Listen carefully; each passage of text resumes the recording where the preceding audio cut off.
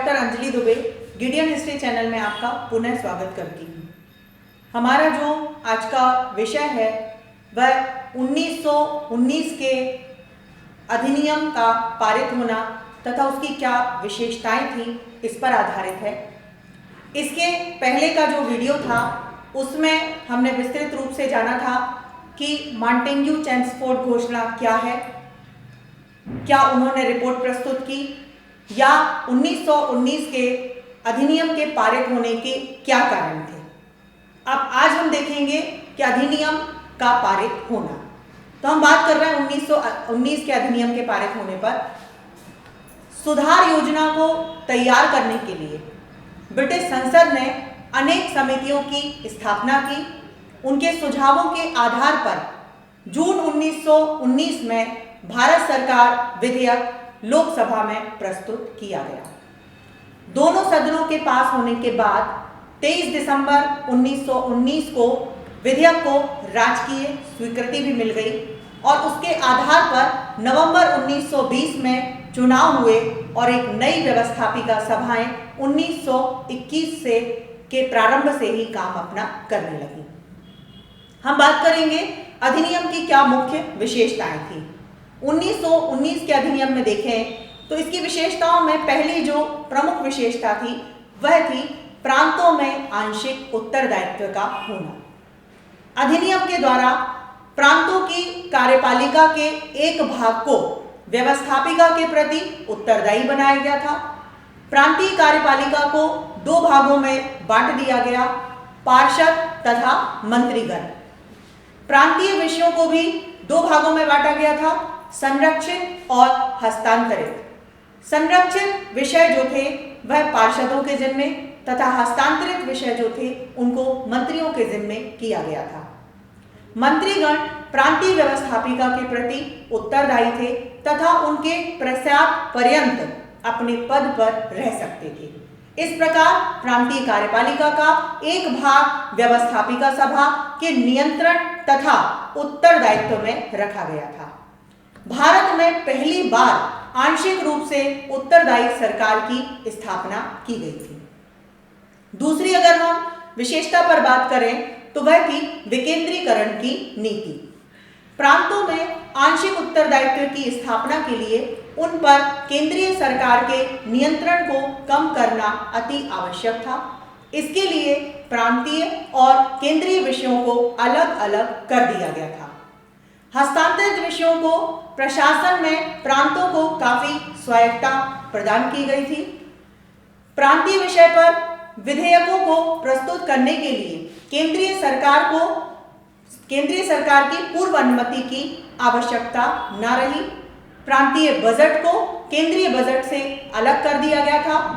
प्रांतों को रुपया उधार लेने, कर लगाने तथा वसूल करने का अधिकार भी दे दिया गया। यद्यपि भारत सरकार की सर्वोच्चता कायम रही, लेकिन फिर भी प्रांतों को निजी क्षेत्र में कार्य करने की पर्याप्त स्वतंत्रता यहाँ से प्रदान कर दी गई। तो इस तरह से विकेंद्रीकरण की जो नीति थी वह भी काफी लाभप्रद रही। तीसरी इसकी जो विशेषता थी वह थी अनुत्तरदायी केंद्रीय सरकार। भारत सरकार पूर्ववत उत्तरदायी बनी रही। गवर्नर जनरल की कार्यकारिणी परिषद के सदस्य भारत सचिव के प्रति उत्तरदायी थे, केंद्रीय व्यवस्थापिका सभा के प्रति नहीं। केंद्रीय व्यवस्थापिका सभा अविश्वास प्रस्ताव के द्वारा उन्हें त्याग पत्र देने के लिए मजबूर नहीं कर सकती थी। यह इसकी प्रमुख विशेषता सामने आई। चौथा अगर हम देखें तो वह था अधिक प्रतिनिधित्व तथा प्रभावकारी केंद्रीय व्यवस्थापिका। केंद्र में यद्यपि उत्तरदायी शासन की स्थापना नहीं की गई, फिर भी कार्यपालिका को प्रभावित करने की केंद्रीय व्यवस्थापिका की शक्ति में वृद्धि कर दी गई। निर्वाचित सदस्यों का बहुमत हो गया था। मताधिकार को व्यापक बना दिया गया था, जिसमें 10% व्यस्क मताधिकार मिल गया था। निर्वाचन का जो तरीका था वह भी प्रत्यक्ष हो गया था। सदस्यों को पूरक प्रश्न पूछने का पूरी तरह से अधिकार दिया गया था। वे स्थगन प्रस्ताव पेश कर सकते थे तथा कोई भी प्रस्ताव पास भी कर सकते थे। वे किसी विधेयक तथा सरकार के किसी खर्च को अस्वीकृत भी कर सकते थे। यद्यपि गवर्नर जनरल को विशेषाधिकार प्रदान किया गया था, जिससे वह व्यवस्थापिका की इच्छा के विरुद्ध कार्य कर सकता था। फिर भी व्यवस्थापिका सभा को इतना अधिकार मिल गया था कि वह कार्यपालिका को पर्याप्त मात्रा में प्रभावित कर सकती थी। तो यह भी इसकी एक प्रमुख विशेषता थी। इसके बाद अगली विशेषता पर अगर हम बात करें तो वह था सांप्रदायिक मताधिकार का विस्तार। 1909 के सुधार अधिनियम के द्वारा भारतीय राजनीति में सांप्रदायिकता का बीजारोपण किया गया था। 1919 के अधिनियम के द्वारा इसे न केवल मुसलमानों तक सीमित रखा गया, अपितु इसे अन्य संप्रदायों के लिए भी बढ़ा दिया गया था। मुस्लिम, सिखों, ईसाइयों तथा आंग्ल भारतीयों को विशेष प्रतिनिधित्व प्रदान किया गया था। छठवां अगर हम देखें तो भारत सचिव तथा ब्रिटिश संसद के नियंत्रण में कमी। मॉन्टेग्यू चेम्सफोर्ड रिपोर्ट में भारतीय शासन में प्रस्तावित परिवर्तनों को कार्यरूप देने के लिए गृह सरकार के नियंत्रण में कमी करने की सिफारिश की गई। सिद्धांततः भारत सचिव को निरीक्षण, निर्देशन और नियंत्रण का जो अधिकार था वह पूर्ववत बना रहा, लेकिन व्यवहार में भारत सचिव और ब्रिटिश संसद भारतीय प्रशासन में कम से कम हस्तक्षेप करने लगे। खासकर हस्तांतरित विषयों में उनका हस्तक्षेप जो था वह लगभग बंद हो गया था। संरक्षित विषयों पर उनका वैधानिक नियंत्रण पूर्ववत बना रहा, लेकिन यह परंपरा बन गई कि केंद्रीय व्यवस्थापिका तथा कार्यपालिका एकमत होने पर गृह सरकार हस्तक्षेप नहीं करने लगी। गृह सरकार की अगर हम बात करें तो इंग्लैंड में भारतीय प्रशासन को नियंत्रित करने के लिए स्थापित प्रशासन यंत्र को गृह सरकार कहते थे। 1784 तक भारतीय मामलों का नियंत्रण संचालक मंडल और स्वामी मंडल के हाथों में था। 1784 में संचालक मंडल के अतिरिक्त नियंत्रण मंडली की स्थापना हुई।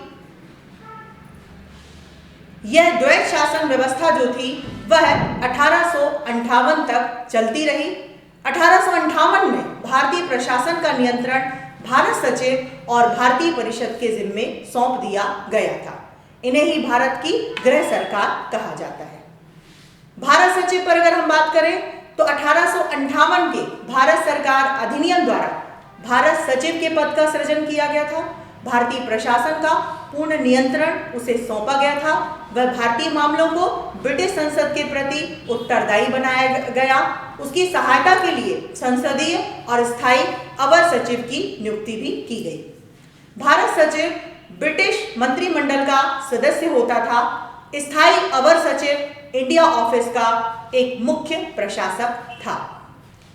अधिकार एवं कृत्यों पर इनकी अगर हम चर्चा करें तो भारत सचिव को भारतीय सरकार और उनके राजस्व से संबंधित सभी मामलों तथा भारतीय राजस्व से दिए जाने वाले सभी वेतन तथा अन्य खर्चों को निरीक्षित, निर्देशित और नियंत्रित करने का अधिकार प्रदान किया गया था।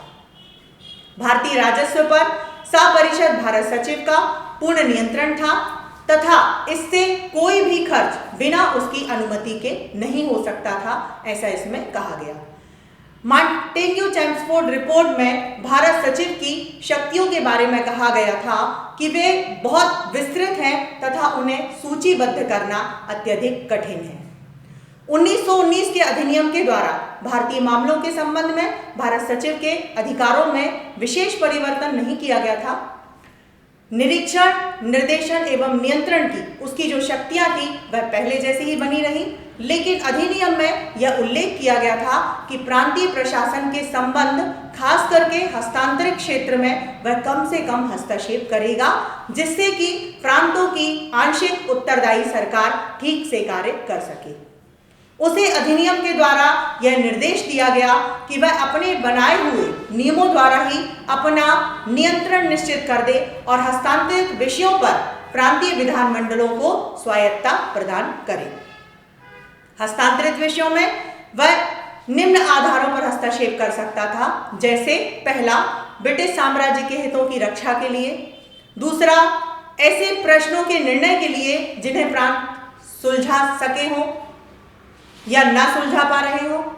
तीसरा, केंद्रीय विषयों के प्रशासन की रक्षा के लिए। चौथा, भारतीय हाई कमिश्नर भारतीय नौकरियों तथा ऋण के संबंध में अपने अधिकारों की रक्षा के लिए। संरक्षित विषयों पर भारत सचिव का नियंत्रण पूर्ववत बना रहा।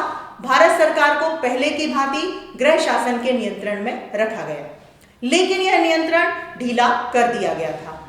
गृह सरकार तथा भारत सरकार का संबंध अगर हम देखें तो जहां तक गृह सरकार और भारत सरकार के संबंध का प्रश्न था, गृह सरकार की वैधिक सर्वोच्चता में किसी प्रकार का शक नहीं था।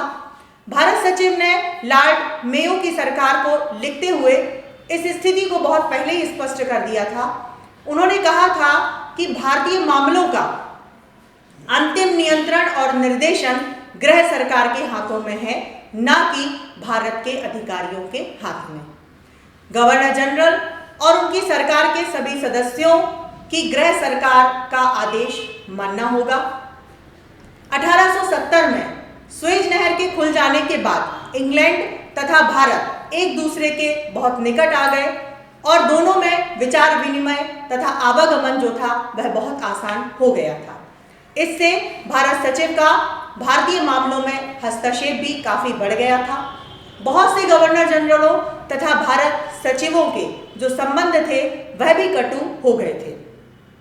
भारत सरकार से प्रायः शिकायत सुनने को मिलती थी कि उनके साथ गृह सरकार के एजेंट के रूप में व्यवहार किया जाता है। जिस गवर्नर जनरल का भारत सचिव से मतभेद हो जाता, उसके सामने त्याग पत्र देने के अतिरिक्त अगर हम देखें तो और कोई रास्ता नहीं बचता था। यह संबंध बहुत कुछ भारत सचिव तथा गवर्नर जनरल के व्यक्तित्व पर भी निर्भर करता था। चूंकि गवर्नर जनरल को वस्तु स्थिति की जानकारी रहती थी, इसलिए कमजोर व्यक्तित्व वाले भारत सचिव को उनके परामर्शों को मानना ही पड़ता था। लेकिन साधारणतः भारत का शासन व्हाइट हॉल से होता था, ना कि दिल्ली से। निष्कर्ष में सर जॉन स्ट्रेची के शब्दों में अगर हम देखें तो गृह शासन और भारत सरकार के संबंधों का चित्रण किया जा सकता है। बहुधा यह कहा जा सकता है कि भारतीय शासन के सम्राटों के हाथों में हस्तांतरित होने का एक परिणाम यह हुआ कि भारतीय शासन में गृह शासन के द्वारा हस्तक्षेप में अधिक वृद्धि हुई है और भारत में स्थिति सरकार की शक्ति जो है वह क्षीण पड़ी हुई है।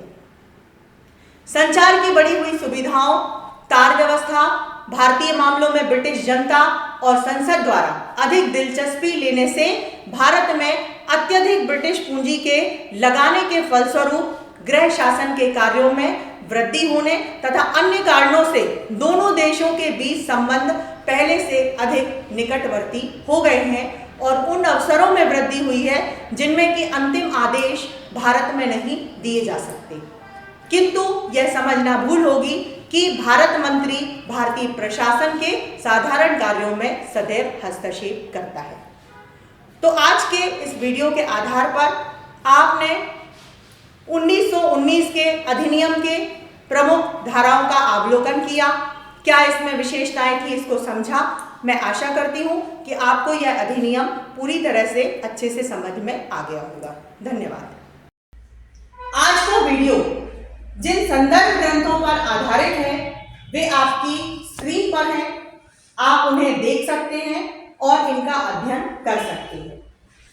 यदि आपको ये वीडियो अच्छा लगा और भविष्य में आप भारतीय एवं विश्व इतिहास को क्रमबद्ध रूप से जानना चाहते हैं तो आप इस चैनल को लाइक करें और सब्सक्राइब का बटन दबाएं। आपके सुझाव सदैव आमंत्रित रहेंगे। साथियों, इस चैनल का उद्देश्य किसी भी रूप में व्यवसाय बिल्कुल भी नहीं है।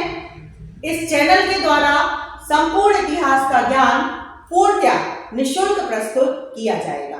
धन्यवाद।